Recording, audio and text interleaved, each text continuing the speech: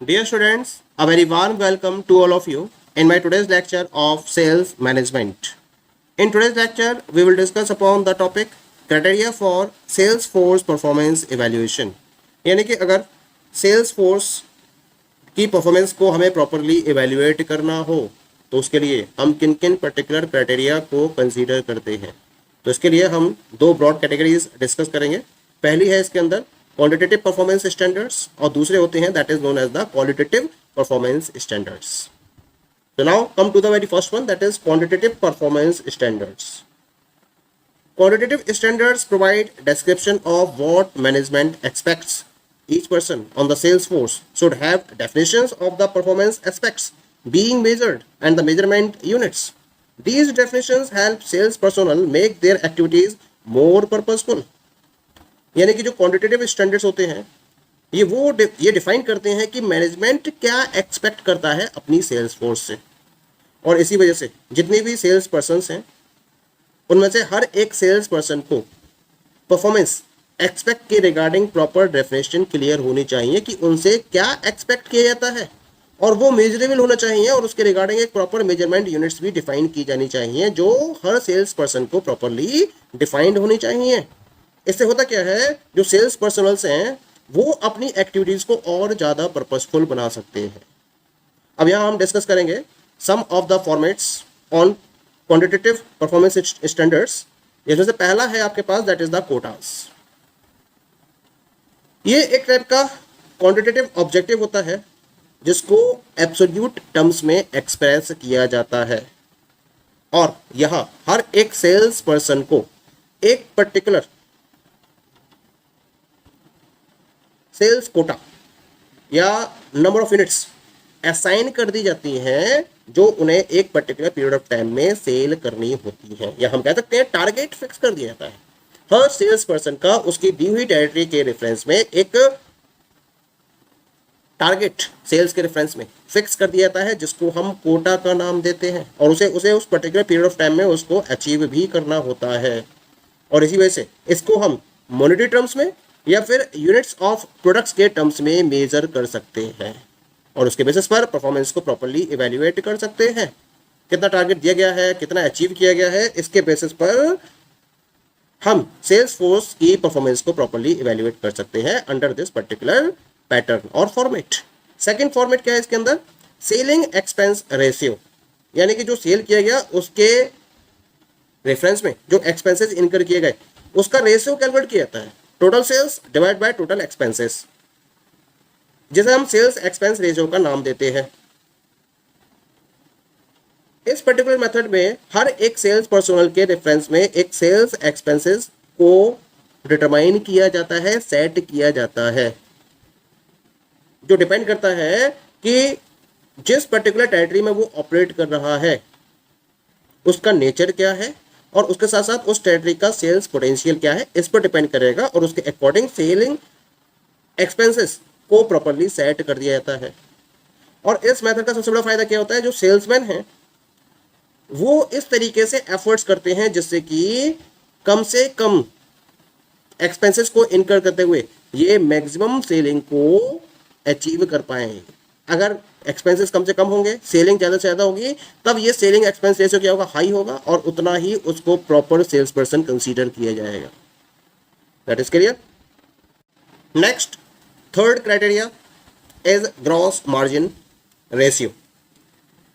Using such a ratio as quantitative measure, the management regards each territory as a separate organizational unit that should make a profit contribution. यानी कि इस particular method का use करते हुए जो management है वो हर एक टेरिटरी को सेपरेट ऑर्गेनाइजेशनल यूनिट कंसीडर करता है, और ये एंश्योर करना चाहता है कि हर कोई अपना प्रॉफिट कंट्रीब्यूशन मैक्सिमम वे में प्रोवाइड करे, और उसी को ध्यान में रखते हुए इस ग्रॉस मार्जिन रेशियो को हर एक पर्टिकुलर सेल्स पर्सन के रेफरेंस में डिटरमाइन किया जाता है। टारगेट क्या है यहाँ पर, पर्पस क्या है कि कॉस्ट को कट किया जाए। जो सेल्स एक्सपेंसेस हैं, कॉस्ट का मतलब यहाँ से सेल्स एक्सपेंसेस से है, तो जो सेल्स एक्सपेंसेस हैं उनको कट डाउन किया जाए और एक सर्टेन प्री डिटरमाइंड प्रॉफिट को एक pre determined period of time के ऊपर अचीव कर लिया जाए। इसी वजह से क्रॉस मार्जिन रेशियो को हर एक सेल्स पर्सन के रेफरेंस में सेट किया जाता है। Next one, that is the territorial market share. क्या होता है इस मेथड में? इस पर्टिकुलर मेथड में जो टारगेट मार्केट है उसके एक पर्टिकुलर परसेंटेज को डिसाइड कर लिया जाता है, सेट कर लिया जाता है, जो कि अचीव किया जाना है ऑर्गेनाइजेशन के द्वारा। पहले तो डिसाइड कर दिया कि भाई मुझे इतने परसेंटेज टारगेट मार्केट को अचीव करना ही करना है, और ये क्या बन जाता है? ये एक स्टैंडर्ड बन जाता है जिसके बेस पर सेल्स फोर्स की परफॉर्मेंस को प्रॉपरली इवेल्युएट किया जाता है। अब जब लास्ट आता है, ईयर का एंड हो जाता है, या जो पर्टिकुलर टाइम पीरियड आपने डिसाइड किया है, जब उसका एंड टाइम आता है, तो उस पर्टिकुलर असाइन पीरियड के एंड टाइम में इंडस्ट्री सेल्स को कंपनी की सेल्स से प्रॉपरली मैच किया जाता है, वो भी हर एक पर्टिकुलर टेरिटरी में, और इसके बेसिस पर जो सेल्स फोर्स है उसकी एफिकेसी को प्रॉपरली जज किया जाता है। और इसी वजह से हम इसको टेरिटोरियल मार्केट शेयर का नाम देते हैं, क्योंकि हर एक पर्टिकुलर टेरिटरी के अंदर एक मार्केट शेयर जो अचीव किया जाना है उस पर्टिकुलर टाइम पीरियड में, उसको सेट कर दिया जाता है, और फिर जो एक्चुअल परफॉर्मेंस होती है उसको इस पर्टिकुलर स्टैंडर्ड्स के साथ में कंपेयर किया जाता है। इसी वजह से इसको हम टेरिटोरियल मार्केट शेयर मेथड का नाम देते हैं। नेक्स्ट क्राइटेरिया और next method is sales coverage effectiveness index. क्या है इस मेथड का मूल रूप? इस पर्टिकुलर मेथड में प्रोस्पेक्ट टू कस्टमर के रेशियो को सेट किया जाता है, यानी कि कितने आपने प्रोस्पेक्टिव कस्टमर्स को कम्युनिकेट किया और कितने आपने उसमें से एक्चुअल कस्टमर्स में कन्वर्ट कर दिए, उसका एक रेशियो पहले से ही सेट किया जाता है। और जो सेल्स पर्सन हैं उनको एक टारगेट प्रोवाइड कर दिया जाता है डिफरेंट कैटेगरीज ऑफ प्रोस्पेक्ट्स को, और उसके साथ साथ डिफरेंट रेंज ऑफ प्रोडक्ट्स को ध्यान में रखते हुए। तो दो फैक्टर मैंने बताया आपको, एक तो डिफरेंट कैटेगरीज ऑफ प्रोस्पेक्ट्स और दूसरा है डिफरेंट रेंज ऑफ प्रोडक्ट्स। इन दोनों को ध्यान में रखते हुए जो सेल्स पर्सन है उनको या उनके रिगार्डिंग प्रोस्पेक्ट्स टू कस्टमर का रेशियो सेट कर दिया जाता है, और फिर जो एक्चुअल परफॉर्मेंस आती है उसके बेसिस पर इस सेट रेशियो को कंपेयर करके सेल्स फोर्स की परफॉर्मेंस को इवेल्युएट किया जाता है। तो हम इस मेथड को सेल्स कवरेज इफेक्टिवनेस इंडेक्स के नाम से जानते हैं। Next method is that is known as the call frequency ratio. Call frequency, इस मेथड में क्या करते हैं, जो नंबर ऑफ सेल्स कॉल्स हैं उनको पर्टिकुलर क्लास ऑफ कस्टमर से डिवाइड कर दिया जाता है,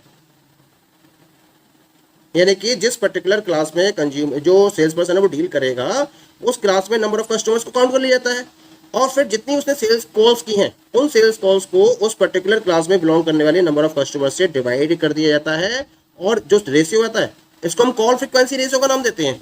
और हर सेल्स पर्सनल के रेफरेंस में इस कॉल फ्रीक्वेंसी रेशियो को सेट कर दिया जाता है, और फिर जो एक्चुअल में उसका कॉल फ्रीक्वेंसी निकल कर आता है उसके बेसिस पर स्टैंडर्ड से कंपेयर करते हुए उसकी परफॉर्मेंस को प्रॉपर्ली इवेल्युएट किया जाता है। The next criteria is calls per day. इस मेथड को स्पेशली कंज्यूमर प्रोडक्ट फील्ड में यूज किया जाता है, जहां पर्सनल्स को लार्ज नंबर ऑफ कस्टमर्स से कांटेक्ट करने की रिक्वायरमेंट होती है।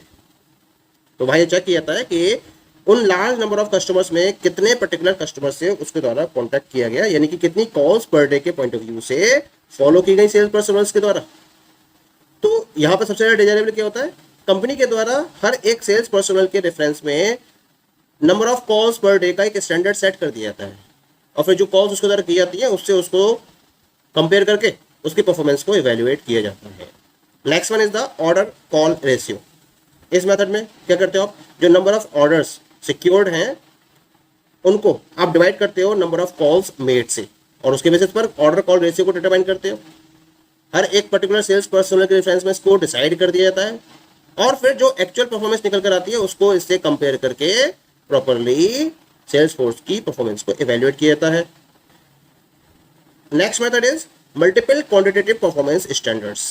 इस मेथड में क्या होता है, जो डिफरेंट स्टैंडर्ड्स हैं जो सेल्स पर्सनल्स की इफेक्टिवनेस है उसको मॉनिटर और इवेल्युएट करने के लिए डिफरेंट स्टैंडर्ड्स को फॉलो किया जाता है, और उन्हें कंबाइंड बेसिस पर फॉलो किया जाता है। तो आप किसी एक पर्टिकुलर मेथड को फोकस न करके जब आप डिफरेंट मेथड्स को फोकस कर रहे हो तो हम इसको मल्टीपल क्वांटिटेटिव परफॉर्मेंस स्टैंडर्ड्स में इंक्लूड करते हैं। तो ये तो बात हो गई about the quantitative performance standards की। अब हम बात करेंगे क्वालिटेटिव परफॉर्मेंस स्टैंडर्ड्स की। जब हम क्वालिटेटिव परफॉर्मेंस स्टैंडर्ड्स के थ्रू असेसमेंट को फॉलो करते हैं तो ये जो अप्रोच होती है ये बहुत ज़्यादा सब्जेक्टिव हो जाती है, और फील्ड विजिट के टाइम पर ये जो अकर करती है it is taking place in the mind, और इसमें जो डायमेंशंस हैं वो हमें डिसाइड करने पड़ते हैं कि किन डायमेंशंस के अकॉर्डिंग हम सेल्स फोर्स की क्वालिटेटिव परफॉर्मेंस को प्रॉपर्ली इवेल्युएट करेंगे, क्योंकि सब्जेक्टिव नेचर की होती है। तो डिफरेंट डायमेंशंस इसमें फोकस किए जा सकते हैं। तो कुछ पर्टिकुलर डायमेंशंस यहाँ मैं आपसे डिस्कस करूंगा, जिसमें से पहला है that is the sales skills. This is also one of the very great dimension, जिसके बेसिस पर आप सेल्स फोर्स की क्वालिटेटिव परफॉर्मेंस को इवेल्युएट कर सकते हो।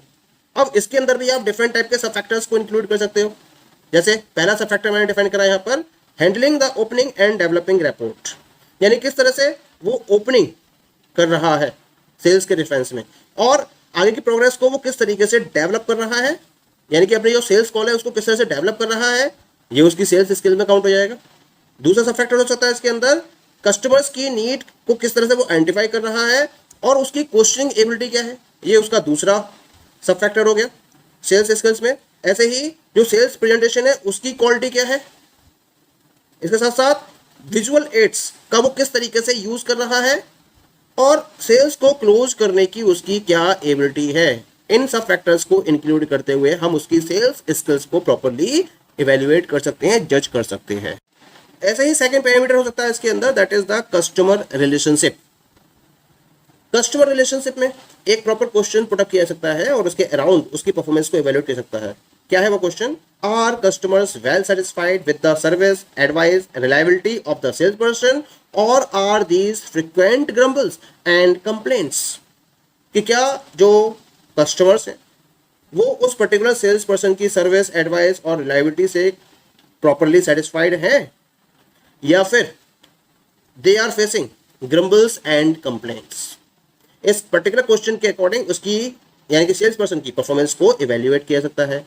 ऐसे मैं थर्ड ट्रेड की बात करूंगा जो हो सकता है आपका प्रोडक्ट नॉलेज। प्रोडक्ट नॉलेज में आप ये चेक करोगे जो सेल्स पर्सन है वो कितना ज़्यादा इन्फॉर्म है या कितनी ज़्यादा नॉलेज है उसे किसके रिगार्डिंग। सबसे पहली तो नॉलेज आप चेक करोगे their own product and there customer benefits and applications, खुद के प्रोडक्ट के रिगार्डिंग और उसके बेनिफिट्स के रिगार्डिंग और उसके एप्लीकेशंस के रिगार्डिंग उसे कितनी ज़्यादा इंफॉर्मेशन अवेलेबल है। पहला तो ये क्वेश्चन हो गया। दूसरा आप देखोगे कि जो कॉम्पिटिटिव प्रोडक्ट्स है मार्केट के अंदर आपके प्रोडक्ट के, उनके बारे में कितनी इंफॉर्मेशन है और उनके बेनिफिट्स के बारे में कितनी नॉलेज है उसके पास। और तीसरा जो रिलेटिव स्ट्रेंथ्स एंड वीकनेसेस हैं आपके खुद के और कॉम्पिटिटिव प्रोडक्ट्स के बीच में, उन रिलेटिव स्ट्रेंथ्स और वीकनेसेस के बारे में कितनी इंफॉर्मेशन है।